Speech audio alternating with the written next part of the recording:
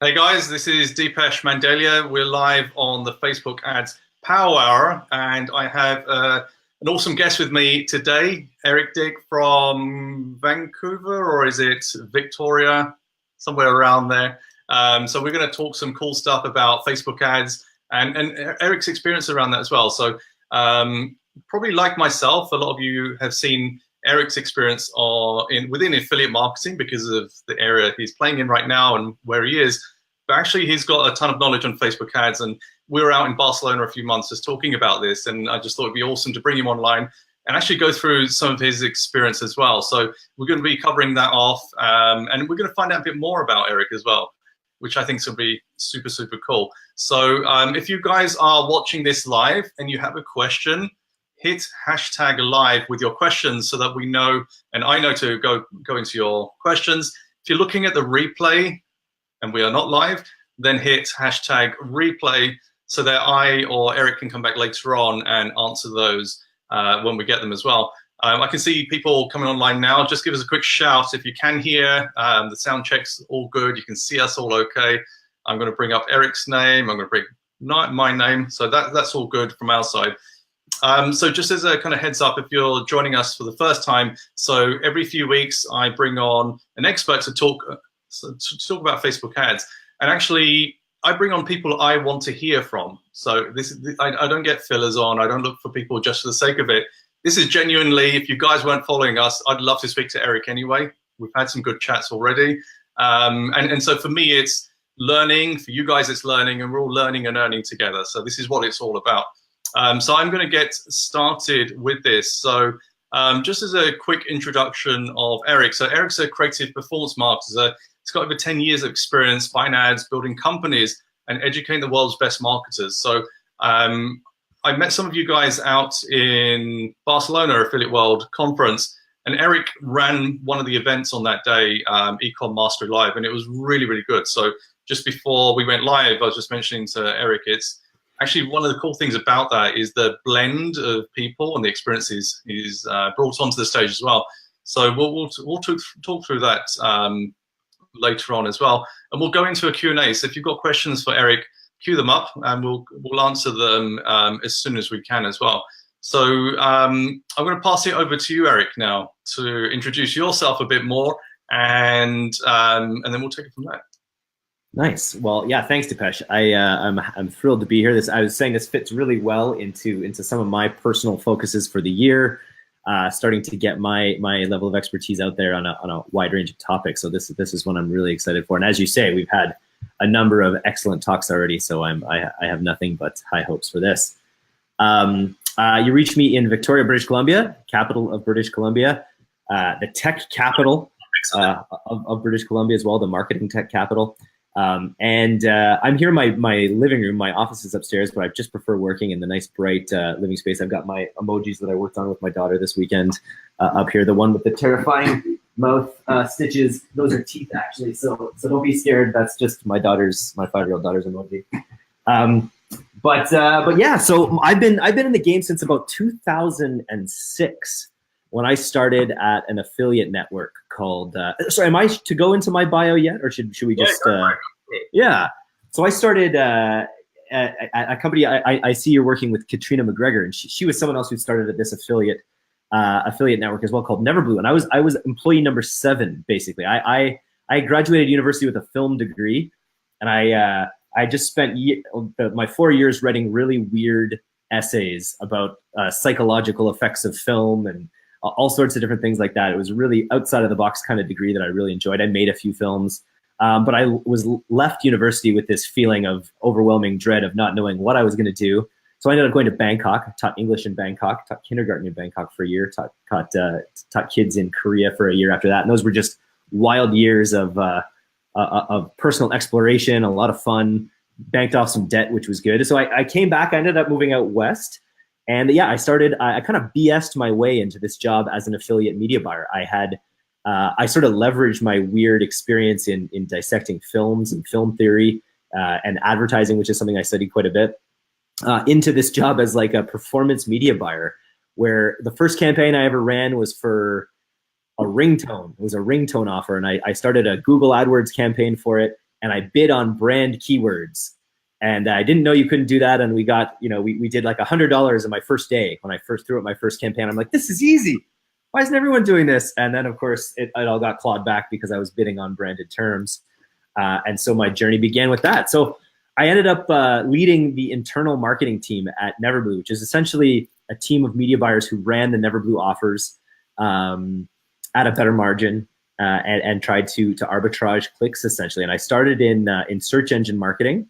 I built out a really big e-card brand. That was the one that we were sort of like, we white labeled one of our largest clients' e-card products. And I ended up writing, doing all these campaigns selling e-cards where the most we ever did in a day was like $36,000 one day. We did in $3.50 downloadable campaigns for e-cards, which was a really, really interesting experience. But it was all just sort of like, it was lead generation. It was these downloadable tools. It was a lot of dating ads. And then I got my first taste of e-commerce when I was at Neverblue, where I ended up running a campaign for a jewelry auction website called bids.com. Oh, yeah. I don't know if you know that, but I basically, I don't know if this is true, but I think I invented like the Matrix style of remarketing ad, which is, just the product on a white background. So I basically just created these ads that were the product on a white background with a ticking clock for like when the auction was coming down. And they just converted 10 times better than the advertisers' creatives. I ended up building out a 3-year relationship with Bids where they gave me visibility into their back end, and I was creating landing pages and ads and monitoring and monitoring traffic sources all the way to their back end to see how these leads matured into customers. And we were able to drive a significant ROI for them over those 3 years, and I ended up being sort of their exclusive agency. So that was my first sort of taste into e-commerce, and that was all through display advertising mainly at the time. I ended up negotiating deals with Yahoo and Microsoft and Casale and all these big display media buying partners, so that I was actually paying a CPA to them and was getting paid a CPA on the back end, and so I had a guaranteed margin in the middle. So it was a good little business built out for within this affiliate network. Shortly after that, I started my own company. I got into the app space. I started a company with the founder of Neverblue, actually. It was called Tap for Tap. It was a tap exchange for mobile application developers. So it was the idea that I'll show an ad for you if you show an ad for me, and until we get some engagement, essentially. And that was the currency that we developed. And then we developed a monetization switch so that app developers could select, okay, I want to grow my app with user engagement, or I want to just be paid for my clicks, and we monetize the clicks that way. And that was a really, really cool experience. We ended up selling that company to another Victoria company here in town. From there, I moved on. I was a user acquisition developer or user acquisition manager for a startup gaming company. And that's where I really cut my teeth with Facebook, was competing against Clash of Clans. And I have some funny stories about that I can kind of talk about a little bit. And we found a lot of success on the acquisition side of things. But as my story will go, we weren't really ever able to get the users to monetize as well as we needed to compete long-term in that game. But it was a really great creative experience. I really got into podcasting in both Tap for Tap and then also in this gaming company, and just sort of creating content. It became a big focus for us and something that I've kind of brought with me in sort of everything I've done since. From there, I was the marketing director at GoToMobi, which is a mobile DSP. And I started bringing that company to exhibit at Affiliate World events. And then I started doing some panels and doing some talks, and I ended up getting to know the iStat guys, the STM guys, and the conference guys. And they ended up on my second time bringing that company back to sponsor. They ended up poaching me. They ended up saying, okay, well, we've got an education platform. We've got we've got one course that we're trying to grow. We'd like you to take that over and build up our education brand. So that's what I've kind of been doing ever since February of 2017. So just about a year and a half into it. And it's been a pretty wild ride. It's been a lot of fun. Awesome. So you touched on Facebook ads. So tell me about how you landed into Facebook ads and your early experience. My earliest experience was running a Teespring ad for people who liked Donnie Darko. I found it as my favorite movie at the time, and so I just was like, hey, you can target people based on their exact movie interests. And And I did a small amount of t-shirt stuff at the time and thought it was pretty cool, but kind of got moved on to other things at that time. That was my very first experience there. And then I, like I say, I really got into it when I was running user acquisition for this a video game company that was really trying to break into the real-time strategy market, which was a really tough thing to do at this time. It was I guess that was 2013. That was when Clash of Clans was at its height. That's when Clash of Clans was probably spending $1 million a day or more on Facebook acquisition, willing to tolerate CPAs as high as $100 in key markets among key users, because they were so addicted to the organic traffic that came from maintaining their chart positions that it ended up being worth it to just spend wildly aggressively. It was shortly after this time they started buying bus ads and all sorts of other things that made really breaking into that market, unless you were willing to spend $1 million a day, sort of impossible. But we were a startup brand. Sorry, Eric, question for you on that. So when you heard you could spend $1 million a day on Facebook, like, what was your reaction to that? Yeah, it kind of blew me away. I had a rep that was that really believed in what we were doing and was sort of letting me know what the bigger players were doing. And that was my first eye-opening experience. Yeah, definitely, about the potential. Because I had worked at the higher echelons of display marketing for a long time. I was actually, I don't know if you've heard of AppNexus, but they're one of the biggest mobile sort of aggregators or display companies in the world. And I was their first self-serve client. And I have a famous story that I like to tell where I missed one setting on their hard-to-understand interface, and I ended up spending $42,000 in an hour. So that was my first taste of like insane scale, and then knowing that Facebook could do $1 million a day was definitely eye opening. But we started picking off traffic, and experimenting with creative, and that was my next big learning, was sort of just the power of Facebook creative and how important that was.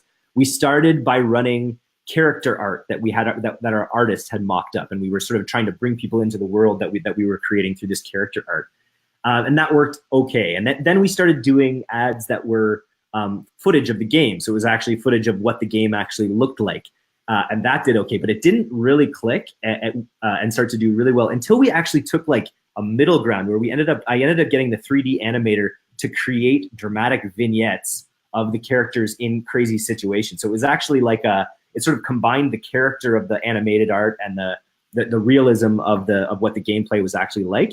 And so we ended up, so it was basically, there was 3 races in this game. There's dwarves, lizard people, and I can't remember that there was some sort of high elf or something as the third one. And we created a scene where essentially a dwarf was being cornered by 16 lizards.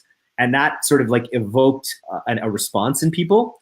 And that particular ad we ended up driving conversions of people who liked Clash of Clans for under $1 CPA. And we were spending thousands a day because we were a funded company. But that was my next key learning, was it doesn't really matter how good your acquisition is if the product doesn't have a long-term strategy, or if the product doesn't back out. And in this particular case with this app that we were running, we didn't have enough attention into game design. And so we essentially were driving users at an incredibly low price, but we weren't able even to generate that much revenue back from them over time. So we weren't able to, our LTV numbers weren't anywhere where they needed to be in order to, our retention number, it was a really weird situation because our retention numbers on this app were amazing, but we had just created the game in a way that was super pleasurable for people to play it without paying. And that became a problem long-term for the company. But yeah, so that was my entree into higher volume Facebook ad spending. That's when I started getting a rep and really understanding a little bit more about the inner workings of the company and how to build out, lookalikes and things like that.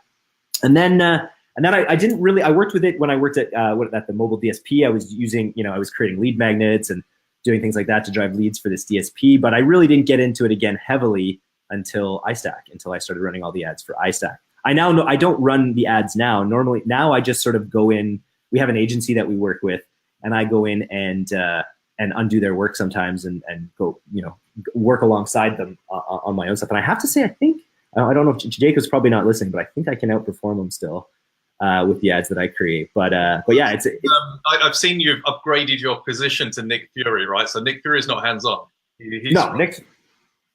That's right. He doesn't run.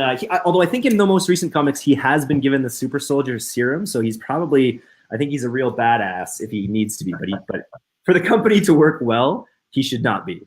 So just for context, for people that don't know what I'm talking about, just talk us through your little Avengers foray recently. Yeah. So we did a lot of things in 2017. In our first year, we ran our first course, the 6-week affiliate mastery challenge. We ran that 3 times. We filled it up each time and I learned a lot about funnel marketing, email marketing, Facebook marketing for courses and stuff during that process. But then we created a lot of other courses. We created little courses on how to test, how to scale, little tests on copywriting, or little courses on copywriting, little courses on affiliate automation. And we tried to cover a large amount of topics with a lot of with different ticket courses. So we had low ticket courses and high ticket courses. Low tickets to bring people in is almost a tripwire, or what was the plan with that? We haven't. This is still something we're working on. Is our full sort of tripwire experience. But no, really, it was. We actually launched these It was sort of like a byproduct. Actually, we wanted to add bonuses to the main courses we were selling, the expensive courses. And so we added them in as bonuses, and then we ended up just selling them at lower tickets. And Black Friday was was amazing for us with that particular model. But what we tried to do in 2018 was, instead of launching courses sort of all over the place on a wider range of topics, we decided to put together a course that featured 6 of the biggest Facebook influencers, or e-commerce influencers more specifically, and then knit the course together in a way so that a student who took it could learn from the best possible person to learn about basically startup drop shipping, through to Facebook ads, through to analytics, through to influencers and funnels and advanced remarketing. So we basically went out and found someone who could help teach that specific aspect of the journey.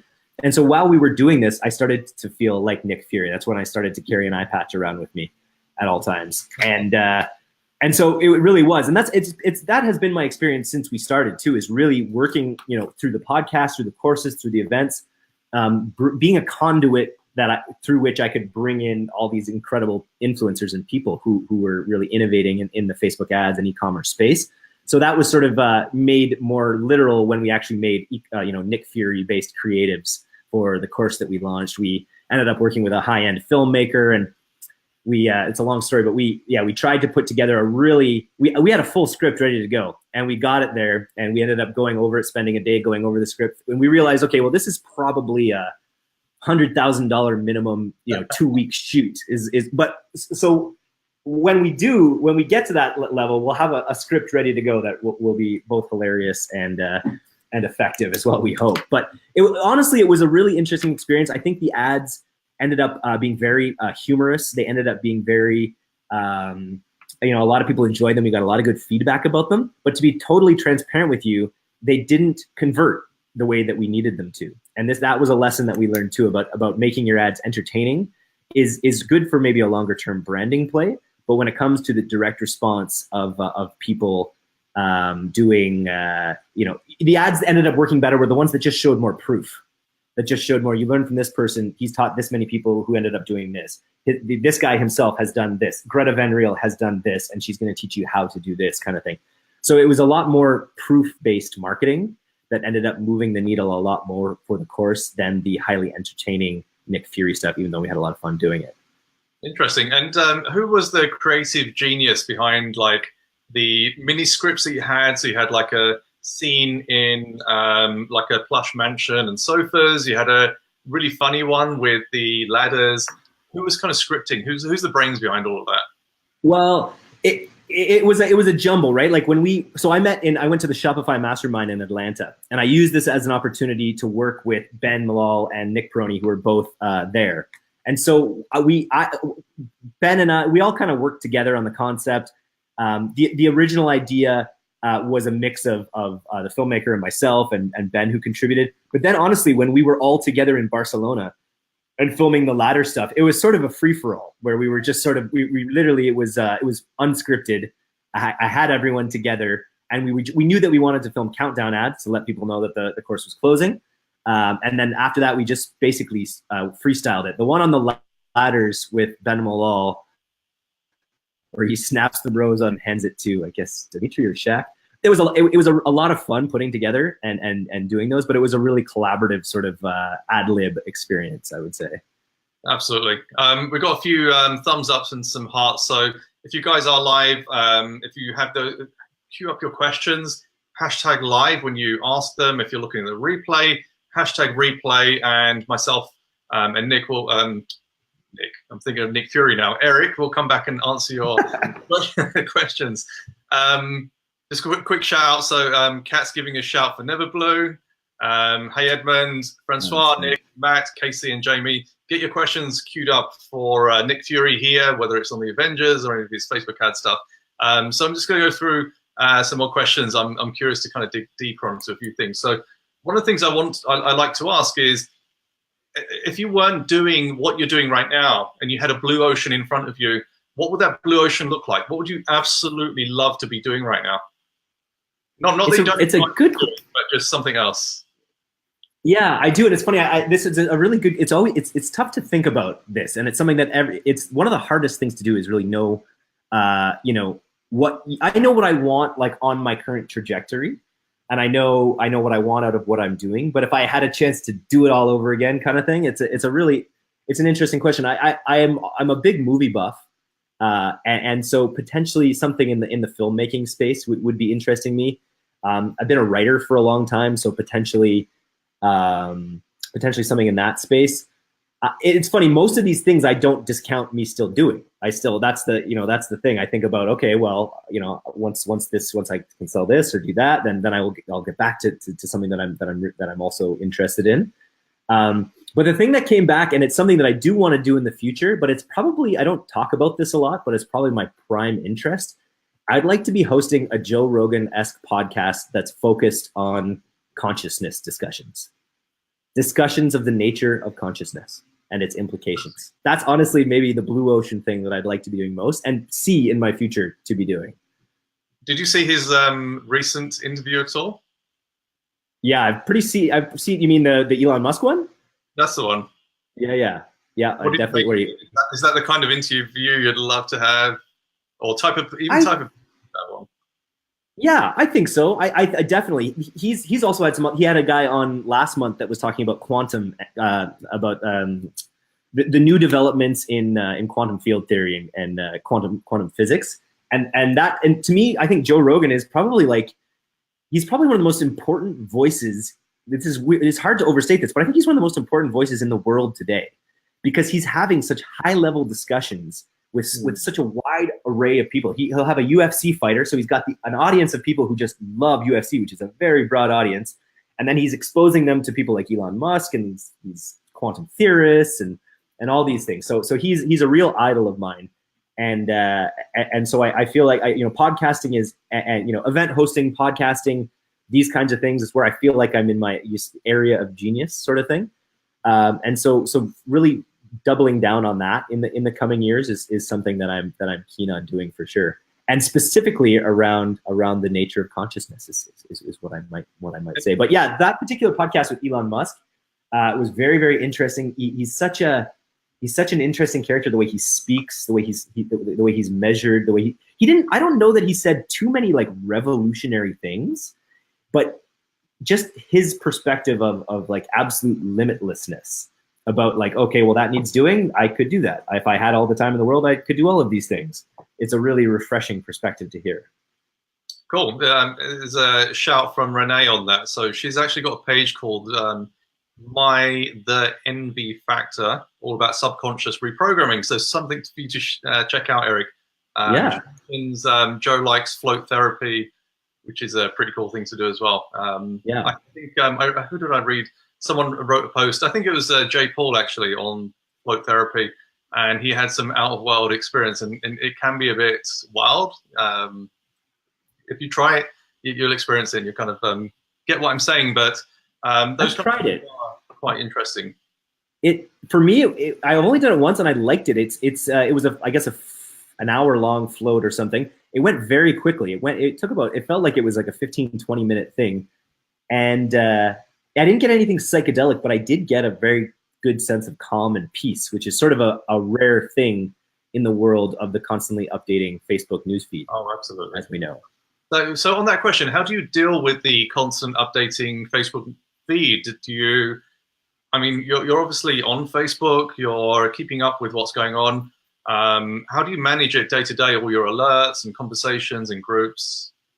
It's something I need to improve on, honestly. It's making Facebook serve me better rather than being the actual social aspect of it. Because I don't actually program, other than the podcast and my occasional like query that I put out there. I don't program a lot of content, and that's something I wanna rebalance. Like I use it to keep in touch with my family in Ontario and show pictures of my daughters. Anyone who follows me would know.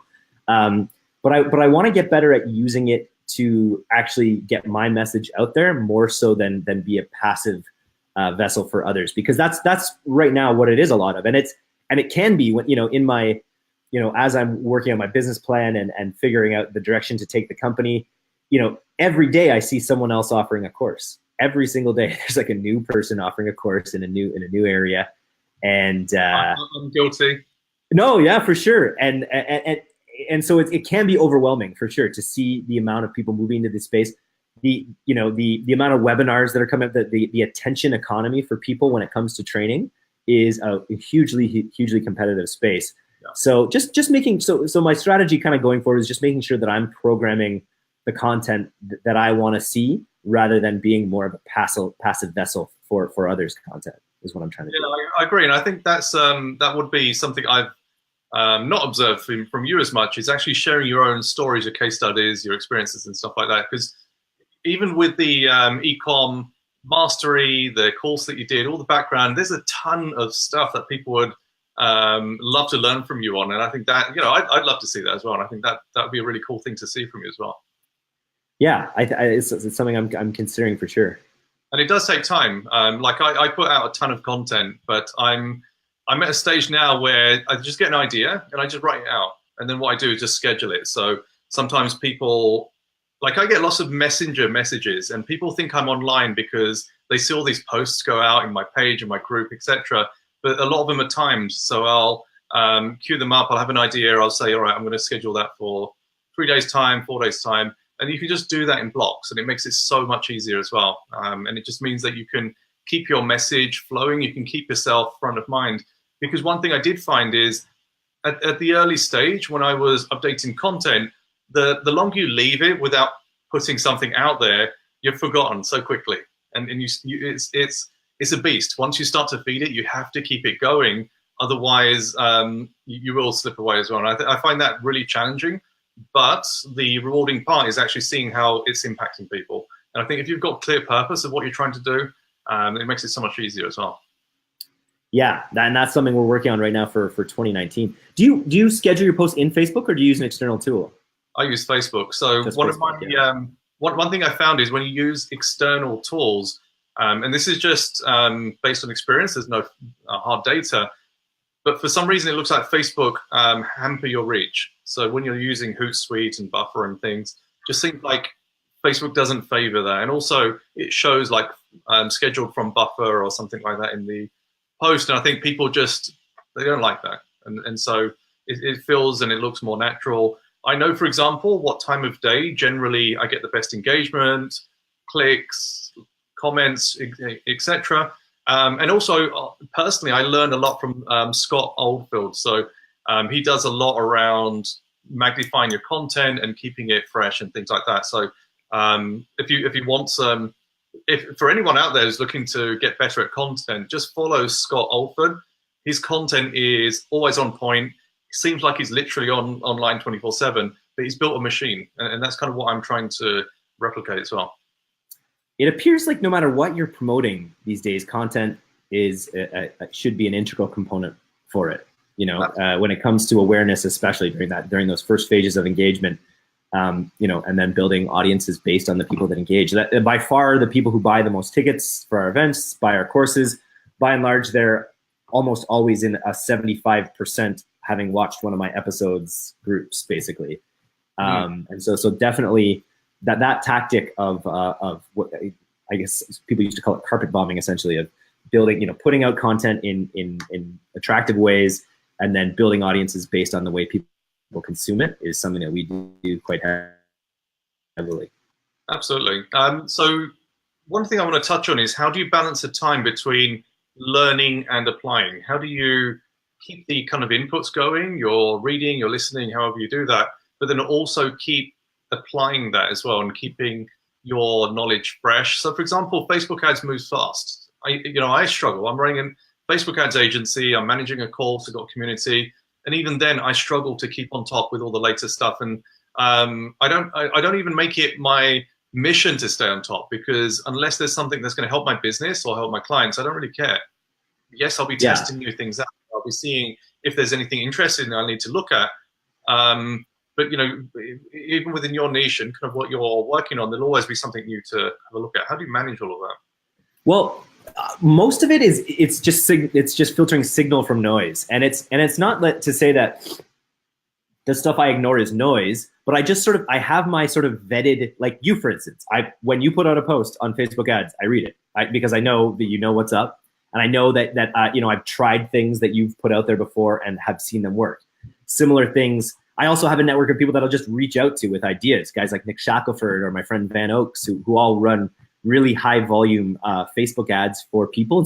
And I'm in a privileged position when I can just call these people my friends and reach out to them personally with ideas and queries about things that they're supreme experts at. So I try to take when it comes to learning, it's usually driven by something I'm trying to accomplish, which allows it to be more focused and allows me to kind of go more directly to the people that I think will be able to help best. And then beyond that, it's just sort of curating an evolving stable of thoroughbreds like yourself, who I know and trust, and who I will take the time to consume the content of, like Max Finn and other people like that, because I know that they bring value every time.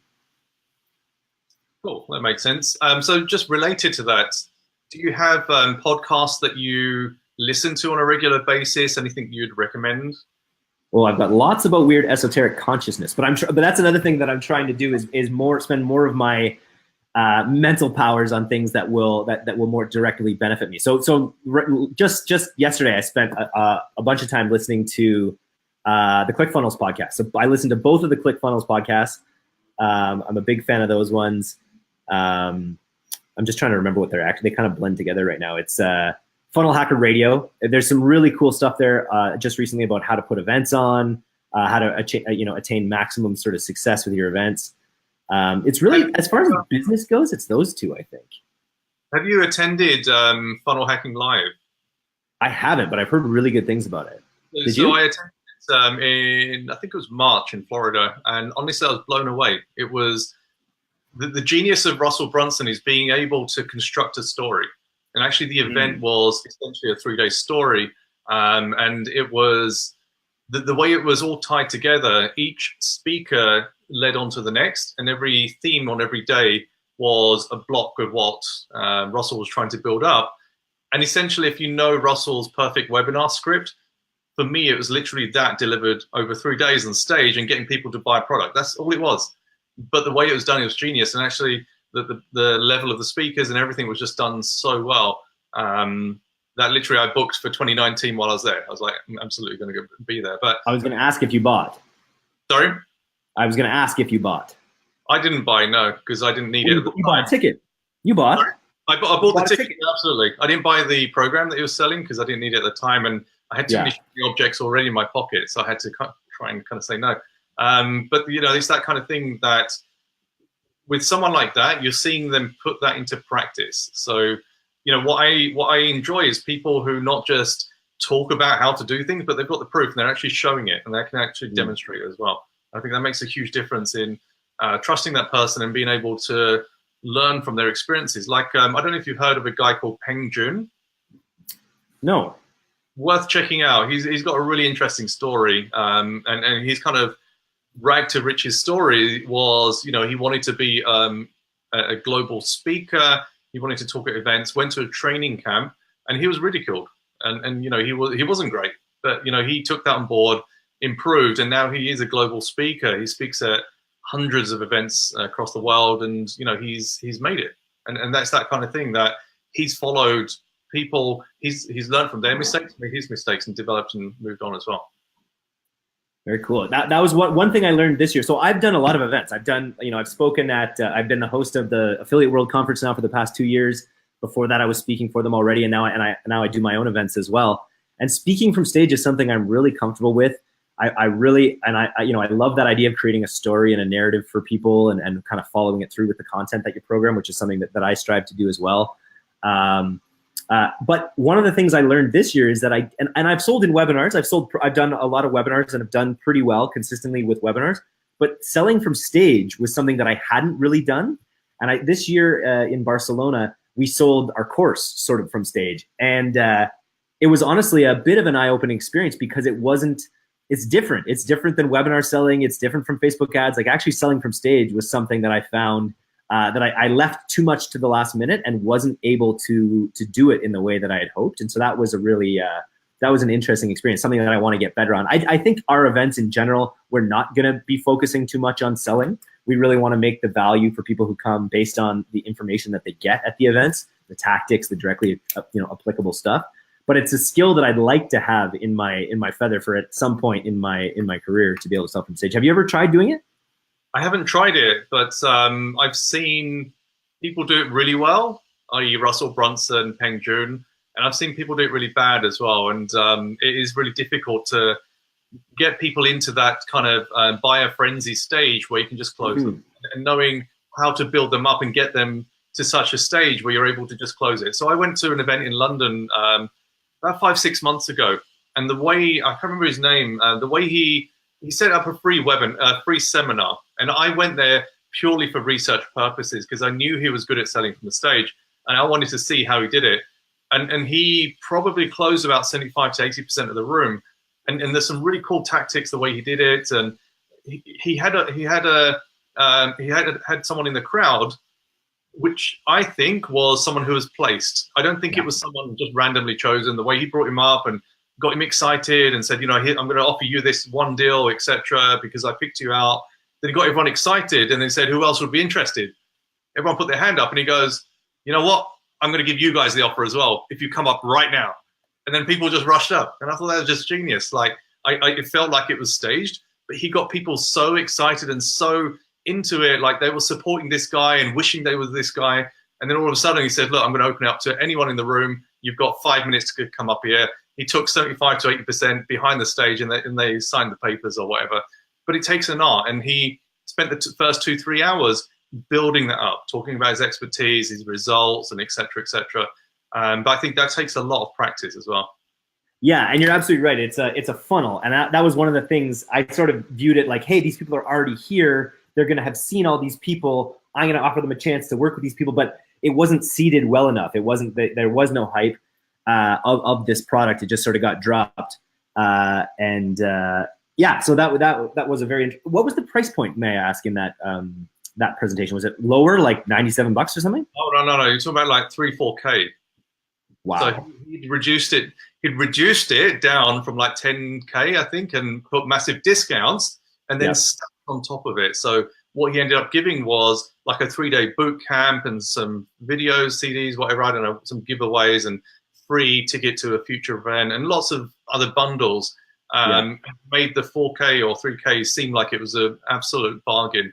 And the thing is, when you get people into that frenzied state, they can't think properly. And when you don't give them time to think, they have to make a decision. And sometimes the part of the brain that's responsible for being responsible can't kick in. And this is like impulse purchases, but being able to do an impulse purchase on a high ticket value, that takes a lot of practice. Yeah.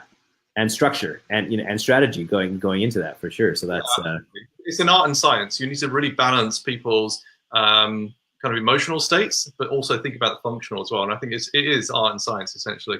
I've got a question from Antonio, so we're just going to come to questions shortly. If you guys have questions, just post it down in the comments.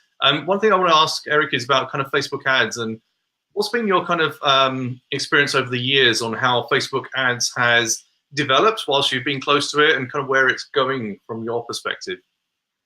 So I haven't actually ever really run any form of ad that was that I think, as far as I know, that was in any risk of not being accepted in a way, you know, like I haven't drop shipped. I guess info products are inherently, but I personally haven't experienced, I've never lost an account, for instance, or I've never had that feeling of like having accounts taken out from under me.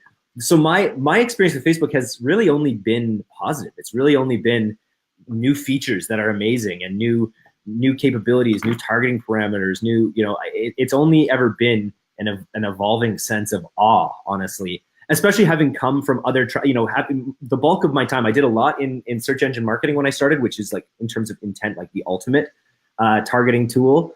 And then I spent a long time in display, where it really was just trying to catch the eyes of fish as they swam by, kind of thing.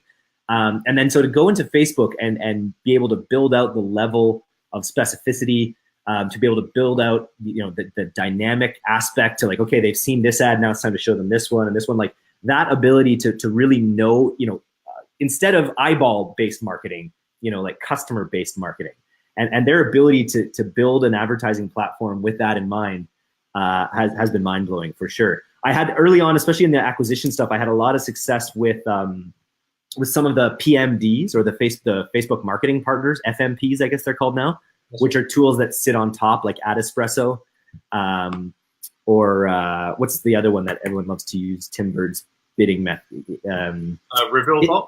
RevealBot, Iskander's product. Yeah, I haven't tried that yet, but I've heard nothing but great things about that as well. So not only are they constantly improving their tools, you have a whole ecosystem of developers who are creating tools for you, you know, that basically dig down on the tools that Facebook's building and make them even more powerful for you. So I feel like, yeah, I have seen it change, but in my mind, it's just continually gotten better. And the prices have definitely gone up, but I feel like it's still, you know, versus something like display advertising or any other form of advertising, still remarkably cheap and effective overall, especially if you have a good product. And I think, honestly, there's still a good 3 to 4 years of growth within Facebook. And I think what Facebook now need to look at is, and they are actually looking at, is more inventory. That's the biggest thing that's holding them back. And that's where Watch comes in, Instagram Stories, which came out kind of late last year, Instagram TV, IGTV, I think it's called. That's their biggest thing, is looking for new placements. So Marketplace came out and it's just kind of hovered around, hasn't done much. They announced dating at their last F8 event, and kind of being able to create a new space for dating. All of it comes down to engagement, so keeping people on the platform and creating more ad space. They're the only two things that keep Facebook going as a company, regardless of what they're doing. So they've got WhatsApp, they've got other things going on. Facebook for Workplace is another one they're pushing. And I think there's a lot more to come from Facebook, but there's also a lot of challenges still to overcome. And I think it's, at least for now, it's still going to continue to be the biggest marketing platform in the world. Honestly, it still is. And you say 3 to 4 years, and in that timeline, you're saying in 3 to 4 years potentially that it could be all automated to the point where media buyers aren't even needed, or like what are you thinking that's at the end of that timeline?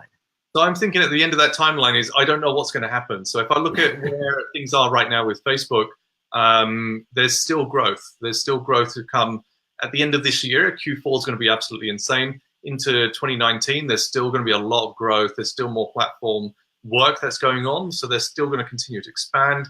They're going to still try to get into new markets. That I can see going for 2-3 years, but then I don't know what's going to happen after that. So is there going to be a competitor? Are the government going to succeed in taking Facebook down and doing what they're trying to do? Whatever's going to happen, I don't know. But I'm still confident that Facebook still has legs for a few years to come. You know, one of the things that I see happening a lot more is Facebook cracking down on bad experiences. So bad experiences are drop shippers that fire up a store, make 6 figures in a couple of months, and then they exit and they start another store. When I was doing some ads in 2015, I was trying to do some highly personalized and targeted ads. And that was the time that t-shirt sellers were picking up people's names and creating personalized ads. And Facebook got a lot of complaints because they're like, how do they know my name? How do they do this? How do they do that? And I think that's the ongoing tug of war that Facebook have, is they have an immense amount of targeting, but they don't want people to know they have that. So, for example, when you call someone out and say, specifically because you meet this criteria, then we're giving you this offer, you're not allowed to do that. That's against policy, because they don't want people to know how much data they've got, because the data they have is just unbelievable in terms of the depth and the breadth. And if the regular user was aware of all of this and how much they're giving up, they'd be quite upset. And that's an ongoing tug of war. That as advertisers, we want all of this insights, we want more interests and behaviors and stuff like that. The user's going to start tugging back. And then Cambridge Analytica and things like that just blew it out, and it made it more aware to the public than it was before. Yeah, no, I definitely agree with that. It's a really interesting thing. I'm always wondering, like, when will our identities be actually more tied to our online personas? Like, what is going to be the event that triggers, okay, now you can vote online, or now, like actually having a persistent online persona. And I guarantee Facebook wants to be the one that is legislated to be that. You know what I mean? Like, at the same time, they want to ride that, because it feels inevitable in some ways that we'll have our offline world and our online world will just continue to mesh. Yeah. I would say that the coolest thing that Elon talked about in his Joe Rogan podcast was something that I read. You ever read Wait But Why? No. It's a webcomic, but it's an incredibly in-depth webcomic. And somehow this Wait But Why comic was all about Elon Musk's neural, about in his podcast. It aims to be sort of the issue right now that we have with engaging with Facebook or anything is a data issue. Like, we're only giving it as much data as our fingers can type or our mouse can click. But what Neuralink aims to do is sort of exist between your cortex and your limbic system as like a way to access the internet mentally. And that idea of blowing that bandwidth open so that you're not just giving it input with your keys or your mouse, but you're literally a two-way street of your consciousness being like enmeshed with the internet, so that you don't have to type in, what is Dipesh Mandeli's email, or you just think it and it comes up. Like, that to me is such a really interesting point. And it's like, when that happens, like, the bandwidth that will open up so vastly with your experience with the internet, that it sort of will become essential that your identity is also tied to your on and offline personas are tied. So that to me, I'm sure Facebook was listening closely to Elon's Neuralink talks, but that's where my mind goes. Yeah, I mean, Facebook, they've launched, or they bought and redeveloped Oculus, and they're playing big in developing these virtual worlds. And some of the stuff they've done within Oculus is really, really like, they had one new feature that they developed around taking a picture and actually creating a 3D environment from that one picture. So if you imagine taking a picture that was, I don't know, captured 20, 30 years ago, you feed it into this machine, and then you go into this virtual world, and you're actually sitting right or standing right in the middle of that picture. So if you imagine like a picture of your parents and you as a child, they've developed this into a 3D model that you can actually stand within, and you can look around and you can see everything in that room. And it's that kind of holodeck experience. So Xbox have just recently developed something like that as well. And I think Kanye West and a few guys were playing some shoot 'em ups. But that's kind of taking the real life experiences into that virtual world so that people can connect wherever they are, and you don't have to physically meet up. And that's, I think people will lose out a lot, because as humans, we're tribal and we like to physically be together. But who knows? Maybe as a species, we take a shift and go into this virtual world in hundreds of years' time, where that just becomes normal, and actually meeting face to face. I'm thinking like Demolition Man and some of the stuff that was going on there. I don't know if you remember that film, but yeah, exactly. It's that kind of thing. Citizen, good evening, citizen. We're verging into wildly esoteric territory here. I would say quickly on that like it's an evolution of like you and I. We've developed this connection where we're going to see each other once or twice a year, and we enjoy seeing each other, but we're able to stay in touch virtually. And we wouldn't have this relationship without Facebook. And all of the relationships that I value on the business side of things that are also blossoming into personal friendships in a lot of cases, these are things that are just totally facilitated by Facebook. look at, evolution of communication and say, okay, well, we're going to become these siloed beasts that don't actually see each other, but we're also creating all these other amazing opportunities for connection that we wouldn't ever have had. Yeah, absolutely. So it's important to keep that in mind. Let me just plug my Mac in before it dies. Cool. So I'm going to, there's a few questions I'm going to take whilst we're on. So if you guys have any questions, if you're watching the replay, hit #replay and we'll come back and look at those. So the question from Antonio, I don't know if you can see the questions. You want me to read I can see them. Okay, cool. So if you want to take Antonio's question. Not sure if it's open to questions. I guess everyone can see it, so I don't even need to read it. Yeah. This is something that I kind of that I think about quite often, and this is part of my desire to get my voice out there and sort of leverage the expertise that I have.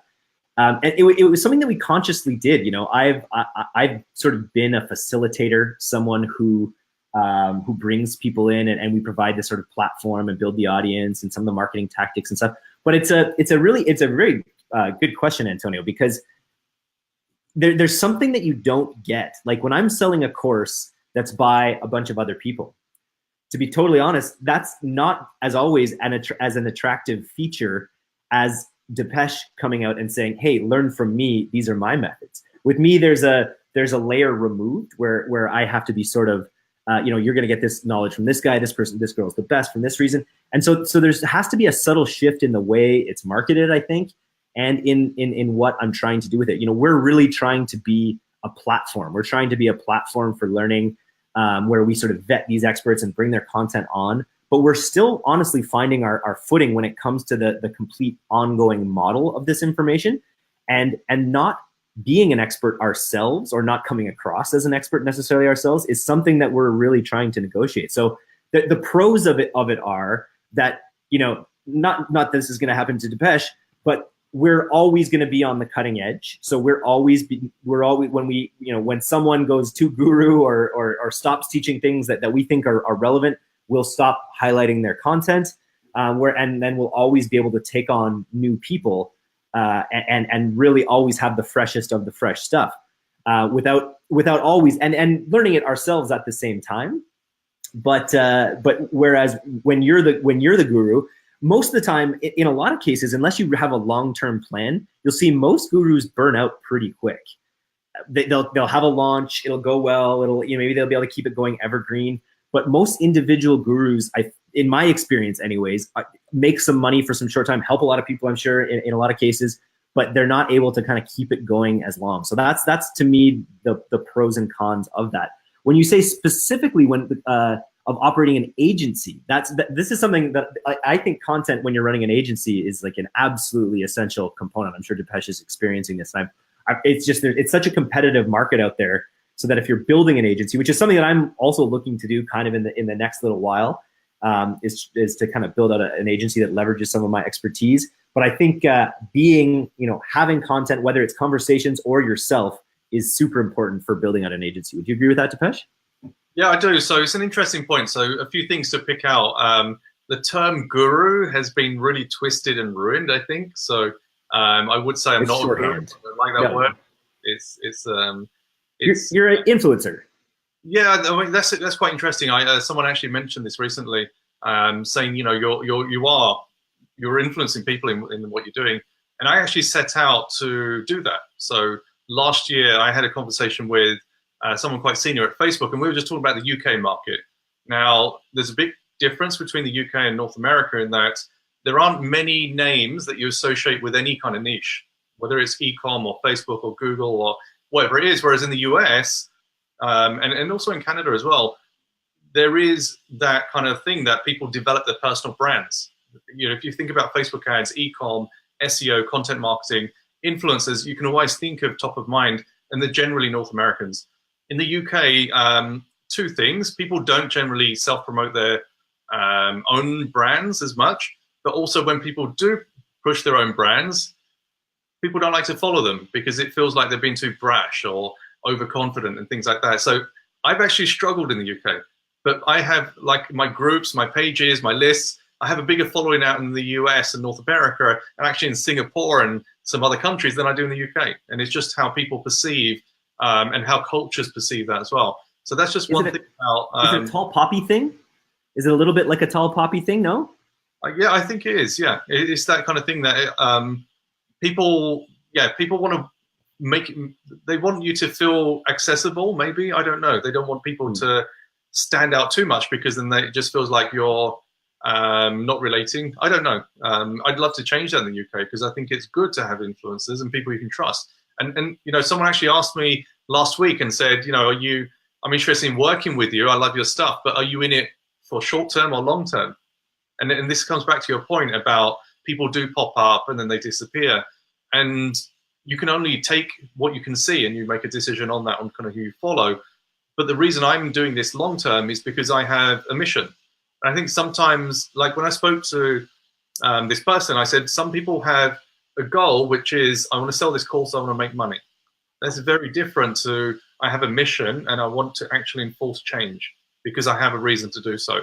And when you've got a mission and you're actually trying to do something with a purpose, you're more likely to stick around, because it's then about impact. It's about creating change. And I think that's the difference between people who do burn themselves out, who are there for the money, get the money, you know, they'll make their 7 figures and then they move on. And actually, I read a really interesting comment that the ones that have already made it are the ones that are more likely to share their knowledge and give up their time than the ones that are struggling to make money, who need to sell stuff to keep themselves going. And I think that's the thing that I look for, which is I try and follow and connect with people who I know have already established themselves. So money isn't their motivator. They've got a different purpose, whether it's personal or worldwide purpose. It's something bigger than themselves. And I think that's something that I aspire to as well. Does your audience know your mission? I don't know. I'll have to ask them. What's your mission? You told me a little bit about Beheaded, but I will put you on the spot. What's your mission? Yeah, so my mission right now is, it actually started off with Facebook last year. So the reason I started off an agency was I criticized Facebook because their level of support is not good enough for the majority of advertisers. And so they said, look, is that something you can actually fulfill, where you can actually support more than one client at a time? Because I was contracting. I was doing 3 months here, 6 months there, and you're only focused on one client at a time. And I said, yeah, I could probably do freelancing or start an agency and do 5, 10, maybe even 20 clients.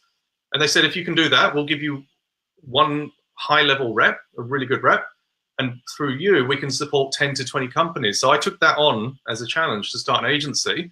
What I didn't expect was, as I started to contribute stuff online, people would start connecting with me on Facebook. So if I go back to probably summer of last year, I had about 200, maybe 250 genuine connections on Facebook that were friends that people actually knew. Now I have, I don't know, 3,500 people, of which 3,000 I don't really know, that follow me for that influencer status. They want to learn, they want to connect, all that kind of stuff. And now I go back to Facebook and I say, I've got 3,500 people on my profile, 4,500 in my group, X thousand in my list, X hundred in my course. This is now what I'm doing. And now my connection with Facebook is being able to bridge the gaps that they can't deliver against. But also bigger than that is to try and overcome the bad advice and the bad experiences out there for people that can't afford a big agency. You know, they want to either run Facebook ads themselves or they just want to get started. So I've got my free group where I put lots of knowledge out. So if people want to learn Facebook ads, they're already applying it, then they can enhance their status. Then once they're ready to fast track it, then I have a course. Or if they want to outsource it, I have an agency. And then it's kind of masterminds and events. So we're doing the Tim Bird mastermind in a few weeks' time. That's bringing people in face to face and actually over the shoulders, taking them through it. And honestly, the thing that I most enjoy, that I'm passionate about, is educating. I really, really enjoy it. And that's why, you know, the opportunity to do speaking events, face-to-face masterminds and things like that are really, really motivating, because you actually get to know the person behind it. The challenge with online is, you know, if you sell a course or you're doing a coaching program, it's really hard to get to know people individually because you don't have the time to expand that to thousands of people. But when you're doing it face-to-face, 20 people, 30 people, it's intimate, you're actually getting to know them, you build up a relationship, and you help them and their business. So like, as you'll know, mindset often comes up, and some people say, oh, you know, it's blasé, It's not a hard metric or whatever, it's fluff.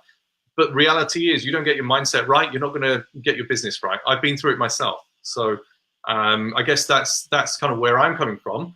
I don't know. I don't know if people that follow me know this. I probably don't speak enough about myself. And that's something which I've heard as well. So yeah, I guess that's kind of where I'm heading. Nice. Well, yeah, keep talking about it, right? Because that's how these things get formed, and that's how everyone knows. You know, Joe Rogan has the things he always talks about, and they about anti-veganism and kettlebells and all those things. So yeah, so that sounds like a good mission to have there. What else do we have here in terms of questions? Question from Imran. So this is a good question. Oh, I thought that's not the one I saw. Let's see. Considering which one are you looking at? I was looking at the one before that. About. Let's go back. I missed that one actually. Let's go back to. From it. I prefer that. This, you know, I am not a drop shipping expert. I know a lot of people who do drop shipping, who do e-commerce in general. The beauty of drop shipping is that you can set it up for maybe around $2,000. You really can invest a lower amount and do it. So I would say that if you have a budget of $2,000, which is definitely on the small side of things, you'd want to go into drop shipping where you don't have to hold inventory. But I will tell you, the company that I'm most interested in right now is that one of the guys who's speaking at e-commerce Mastery Live. It's Shine On, a customizable jewelry company. It's like a print-on-demand jewelry company. And I think if you have a small budget, it's going to be very hard to compete against the Tans. It's going to be very hard to compete against Muhammad Ali Agel. These guys who have teams and teams of people testing products all the time. I think it's still possible. Oh, I got a crazy dog here, a FedEx delivery. I think it's still possible to make that work. If you get lucky, if you have amazing creatives, if you build out your funnels right. But if you have a smaller budget, I always suggest finding some niches, finding what's important to them, and especially finding niches of people who really like to wear their hearts on the sleeve, and find something that tugs their heartstrings and try advertising it to them directly. I'm actually working on a small project for Thanksgiving with Shine On, where I want to create. I have some sentiments and an audience that I want to express these sentiments to, and I think they'll want to express these sentiments to their family during the Thanksgiving period. And I have a designer. We're mocking up jewelry right now. We have a store set up. I'm going to create several different collections without ever holding the inventory. I'm going to buy a few of them so I can take some cool pictures. But to me, it's a good opportunity because it can be a high ticket item. You could sell it for $49, $59, $69. The jewelry pieces themselves cost $15 to make or something like that. So there's a real opportunity with margin there. And to me, I think that's one of the main things you want to think about getting into e-commerce is what is the potential margin.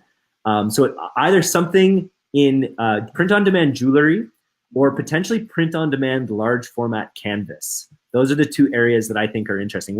If you look around my house, I just have like not enough things on the walls except for these weird emojis. And I'm always personally thinking of like, oh, I wish I had some cool, some cool, canvas art or something. I think if you can find some artists, you can get them to create something cool that really speaks to a direct need or a direct impulse or a direct heartstring pull. The idea of jewelry or large format canvas that provides the margin that makes it possible. With large format canvas, you can sell those for $90. They cost $30 to make and ship, and so you've got good margin there for ads and for profit. So those are the two areas that I think are most interesting right now, I'd say. What do you say, Dipesh? That's a really good shout. I was going to say the same thing, that a lot of people jump straight into AliExpress drop shipping, but actually the lower risk, if you can find and test and find a niche, is actually with print on demand. With print on demand, if you find a reputable supplier, then you don't have to worry about, is it going to come on time? How long is it going to take? What's the quality of the product like? Order it yourself, have a look. But I started drop shipping early 2017 before I went into the agency, and one of the reasons why it didn't really appeal to me is because the product quality is really hard to get right, and you have to really get some good volume and own the relationships with the suppliers to be able to get that consistency. And when you're starting off, that's really, really hard. And actually, when you're starting off, you're scraping the barrel. It's the barrel that the Tans and the Agwells and all that have already been eaten from, and you're taking the scraps. And then when you start to build up and you find a niche and you can then scale it, you have so many other problems. You know, like for example, I was speaking to an entrepreneur recently who was scaling aggressively and had no idea that China literally takes like, I think a couple of weeks, if not the whole month off the Chinese New Year. And his business, like he made huge losses because all these sales came in, he couldn't fulfill them. And you know, that needs cultural understanding. There's a lot of people that get ripped off with suppliers and stuff like that. And you do really need to know your supply chain. Whereas with print on demand, you can bypass that. So I'm actually doing some stuff at the moment. So I'm testing out similar to yourself, Eric. So canvases, jewelry I didn't look at. I'm going to look at that. But check out Motif as well. I'm sure you know. Motif. I don't know Motif actually. Okay, yeah. So they do print on demand as well. So it's finding supplies like that that have a reputation that you can find a passionate niche. So even if you don't go straight with print on demand, one sec, Charlie. You can carry on. You can do your testing with AliExpress products just to see where the interest is. So, for example, one of the things I talk about is if you've found a niche and you're doing testing, you don't have to sell a product. Even if you have sales coming in, you don't have a supplier yet, it's all kicking off in Eric's house. You can still do the testing and refund people if your product's not ready. But at least you're testing the market, you're testing the audience, you're testing the creatives. So yeah, I definitely recommend print on demand for ease. And you know, you won't get as wide a selection as you do with dropship in places like AliExpress, Alibaba, wherever. I think for me, the preferred routes, and you know, I've done 8 figures with printing on demand. It's just so much more scalable. You can literally find printers in different countries, copy and paste what you're doing, and then scale it up. Whereas with dropship, 8 figures, other challenges as well. You've done 8 figures with print on demand? Yeah, so it's a children's book, and so the thing is like. We were already selling through third parties. We knew the product was good. It was just finding it. And this is how I actually first started to make Facebook ads work, was through print on demand. And we scaled it. So the first year, I think we took it from 850K to 8.5 mil. And then from 8.5 mil revenue to 26.5 mil. Now, there aren't many e-com businesses that can cope with that kind of scale, but we never ran out of stock. Stock was never a problem. So if you're doing dropship from AliExpress and you scale that aggressively for a single product, you're going to run out of stock. Whereas for print on demand, we just needed to find new printers and then just send, because it was a personalized book, we just printed the front and the back, and the rest was done automatically. It was bound and then sent. We could scale out into multiple countries. So launching in Australia, we're not worrying about, you know, how long is it going to take to get in. The product was already there. We just found printers in Australia and distributed locally, which meant we could scale fast and we could deliver cheaply because it's all local delivery. So for me, my experience in scaling Facebook ads and e-com has been through print and demand. And for me, that's the safe space. So I've tried the dropship, I've tried AliExpress. I don't like that. To me, it's too stressful. I don't like stressful stuff. So that's something I'd recommend as well. Absolutely. Did you write the book as well? Oh, no, I didn't author it. No, not at all. Oh. I read a lot of kids' books, and so I'm always. I think that's a really interesting. But it was a single book. It wasn't a bookstore. It was like a single book that you guys built a funnel for. A single book. So the gist of it was, and the website is wonderbly.com. So the gist of it was, you could take a child's name. So let's say Eric, for example, and you'd have mini chapters for each letter of your name. And so you have a story based on E and then R or IC. And it was a themed book around someone who'd lost their name and then found it at the end of the book. It was completely unique. And we did a ton of testing before we were able to scale it up. And I think this is also where people suffer with Facebook ads is they just think you can run the ads and you can scale it up because people are just waiting to buy. It doesn't work like that. And I think you alluded to that before with your user acquisition. If the product isn't dialed in already, Facebook is not going to scale it. You have to have that product dialed in. You have to have that product well shaped and well formatted. You need to know your audience, get the creatives right, all that kind of stuff. Then Facebook ads will deliver. It absolutely does. So yeah, I just reiterate that print on demand is the safer and faster way of scaling. Glad we're in agreement. Cool.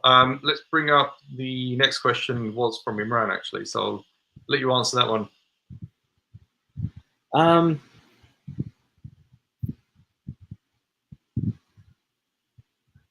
don't know if that's something you have experience of. I don't have a ton. Like We always do PPE with our video ads. So when we build audiences with PPE on we use PPE and we use the view viewing ads as well, video viewing ads. But yeah, I don't.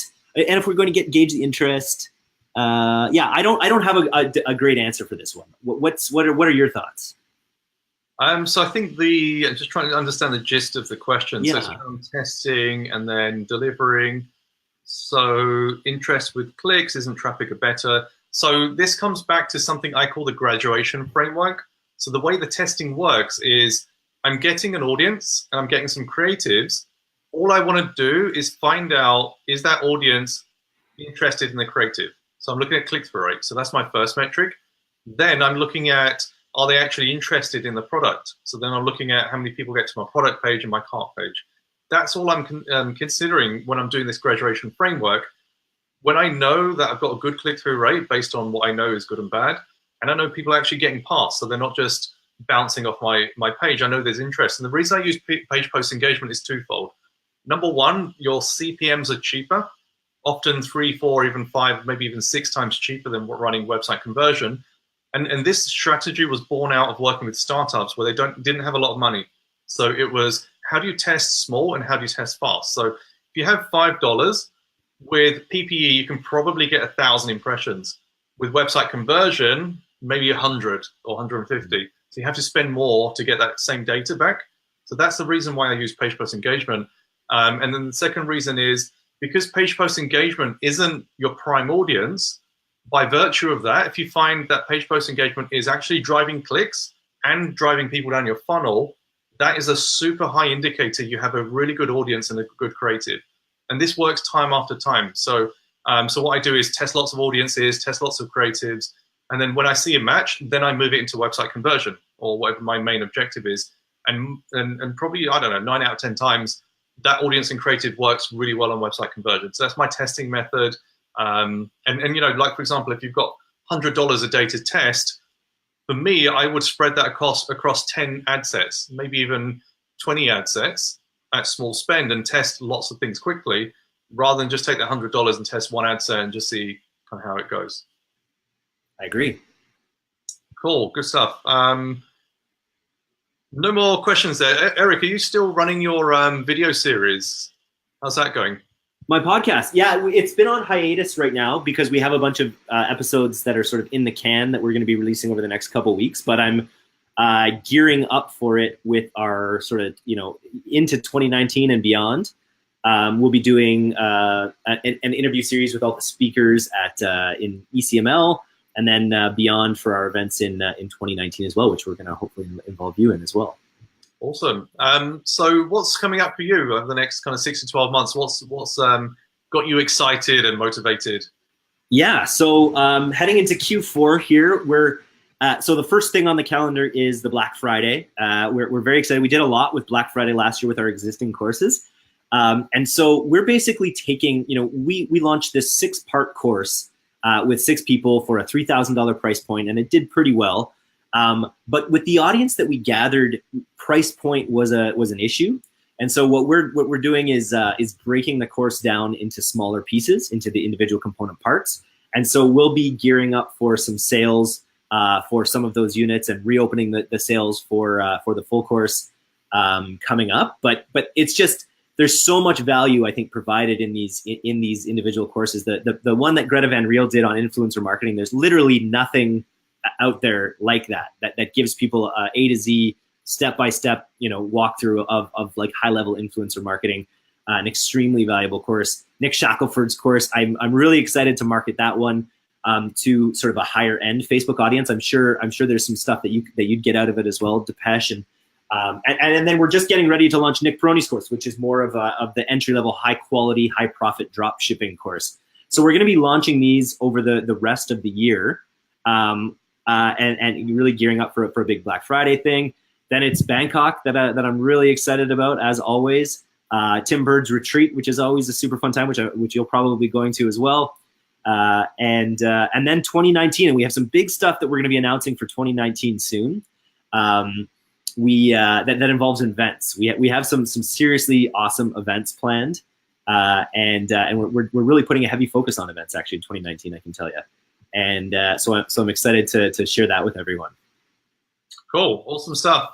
So guys, I hope you've enjoyed it. I've enjoyed it. It's always a pleasure talking to you, Eric. Anything else before we sign off? Renee enjoys it, that's for sure. Oh, absolutely. That's it. No, it's just another great conversation with Deepesh Mandalia. And you may or may not care this, but I'm a 4-time cricket champion. We just won our cricket championship. I have to get that out there to anyone who might care, because so few people care. But it's been a great pastime of mine over the past couple of years. So absolutely good stuff, Eric. It was a pleasure talking. Cheers. Thanks, guys, for joining us on the live. We'll be back in a few weeks' time on the Facebook Ads Power Hour. Enjoy the rest of your day, and again, Eric. Go to iTunes and look up The Robust Marketer and subscribe to my podcast, because we've got lots more stat coming. We have so many good conversations that happen there, including Deepesh's. So make sure you go subscribe to that and search for it so the algorithm helps. Nice one, Eric. Thank you. Cheers. Thank you.